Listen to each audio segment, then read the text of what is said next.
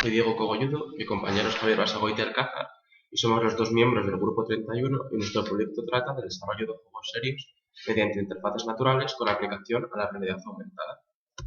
Para el desarrollo de este proyecto y por consiguiente de esta presentación hemos decidido dividirlo en dos grandes puntos, memoria y presupuesto. La memoria a su vez está dividido en 4 puntos que son antecedentes, justificación, plan de trabajo y alternativas. Bueno, pues comenzando de por qué este proyecto, la justificación del mismo, primero tendremos que explicar qué es la realidad aumentada y qué son las interfaces naturales de usuario. Bien, la realidad aumentada es una nueva tecnología de gran espectro de aplicación que se trata de añadir a nuestra realidad, a la realidad tal y como la conocemos, elementos virtuales con el fin de mejorarla.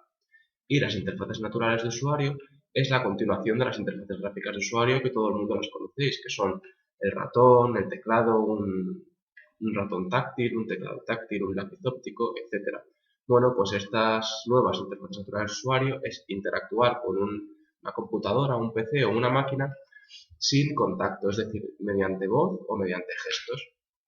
Bien, pues decidiendo qué hacer con estas dos tecnologías, se optó por este proyecto, que se trata de intentar realizar juegos serios para la rehabilitación de personas con algún tipo de discapacidad, para hacerlo de una manera dinámica y económica a su vez. ¿Qué puntos fuertes puede tener esto? Pues puede mejorar la calidad de vida de los pacientes, ya que no tienen que realizar tediosas actividades como tener que ir a su centro hospitalario o centro de rehabilitación, sino que pueden hacer su rehabilitación desde casa con la comodidad que eso conlleva. Además, esto puede traer un ahorro económico, tanto para el paciente como para el servicio médico, ya que se ahorran costes de transportes, costes de personal sanitario explícitamente puesto para el paciente, y además podríamos decir que es un mercado que apenas ha sido explorado y que tiene un gran margen de desarrollo. Como antecedente podríamos destacar un proyecto realizado por la Universidad de Valencia que se llama Pictogram Room, que se trata de utilizar la tecnología Kinect de Microsoft y la realidad aumentada para tratar de ayudar a niños con autismo. Entonces, un ejemplo de este proyecto se trata de que el niño imite gestos o imite movimientos que él ve representados en una pantalla, para que así pueda fomentar su aprendizaje y mejorar la comunicación de ellos. Bueno, y ahora pasamos al punto de las viabilidades. Cubriremos 3 tipos de viabilidades: la viabilidad técnica, la viabilidad de mercado y la viabilidad económica. En cuanto a la viabilidad técnica, en una primera evaluación vimos que teníamos la posibilidad de aprovechar una tecnología ya existente, como es la Kinect de Microsoft, y está probado que esta tecnología ya funciona con éxito en el mercado. Es más, mucha gente la tiene en sus casas y la puede utilizar perfectamente. De hecho, cualquiera de vosotros se puede descargar algún software gratuito de Microsoft y empezar a trastear y crear algún programita de realidad aumentada muy fácilmente desde casa. Además, todavía hay mucho margen de mejora en lo que se refiere a la tecnología de reconocimiento gestual, y es un campo de aplicación novedoso y que tiene un gran auge en el mercado, lo que significa que todavía hay mucho recorrido por explotar. En cuanto a la viabilidad del mercado, tenemos 3 indicadores básicos que nos pueden dar pistas sobre el impacto que va a tener este proyecto en el mercado. Podríamos decir que no existen juegos similares, por lo que hay poca competencia. La verdad es que los juegos de realidad aumentada para la rehabilitación es un mercado bastante reducido y la competencia es muy pobre. Además, podríamos decir que tiene muy buena acogida social, ya que es un proyecto que se trata de ayudar a los demás. Además, podríamos tener apoyo de expertos y de entidades sanitarias y alguna que otra subvención por parte del Estado.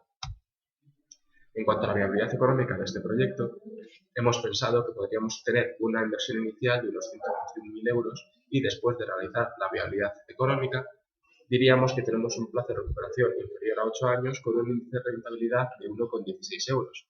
La tasa interna de retorno, por su parte, sería del 21% y el valor actual neto de 47.300 euros. En cuanto al plan de trabajo, hemos decidido que este proyecto se realizará en 3 etapas que a su vez constarán de distintas tareas. La etapa 1 haremos el diseño del juego y en la etapa 2 producción del juego, mientras que en la etapa 3 nos encargaremos de la venta y distribución. Centrándonos en la tarea 1, que es el diseño del juego, primero tendríamos que acercarnos a hacer un estudio de las necesidades de los minusválidos, desarrollar la interfaz de movimiento y desarrollar asimismo los modos del juego, además de adaptar el juego a las necesidades de los minusválidos o de las personas a rehabilitar. La duración aproximada de esta fase será de en torno a los 6 meses. La tarea 2 será el diseño de la página web, que se realizará de manera paralela a la tarea 1 y también tendrá un plazo máximo de 6 meses, aunque se espera que esta página web esté hecha lo antes posible. Y mientras que la tarea 3 constará de 3 partes: la fase de pruebas alfa, la fase de pruebas beta, la depuración. Y también está previsto que dure 6 meses. En cuanto a la fase de pruebas alfa, será una fase de pruebas que la realizarán los propios programadores del juego, mientras que la fase de pruebas beta se incluirán personas externas para poder probar de manera más eficiente el juego. Bueno, centrándonos más en la producción del juego, en esta fase se implementará el juego, como ya he dicho, en formato físico y digital. Esta etapa, por lo tanto, se repetirá tantas veces como sea necesario para fabricar nuevos juegos y en función del número de ventas. Además, se dividirán en 2 tareas. La primera tarea se implementará el juego en formato físico, en formato DVD. Se embalará, se hará la carátula, se hará el manual de usuario, etc. Tendrá una duración prevista de 2 semanas. La tarea 2 será en formato digital. La preparación del juego para la venta y la descarga desde la página será todo desde la página web y tendrá una duración prevista de 2 semanas.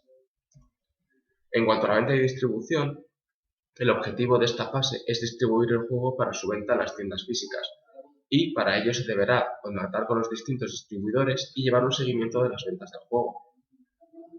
Como otras alternativas, hemos barajado que con el fin de aprovechar esta misma tecnología se pueden crear juegos de otro tipo, como por ejemplo para ejercitarse desde casa.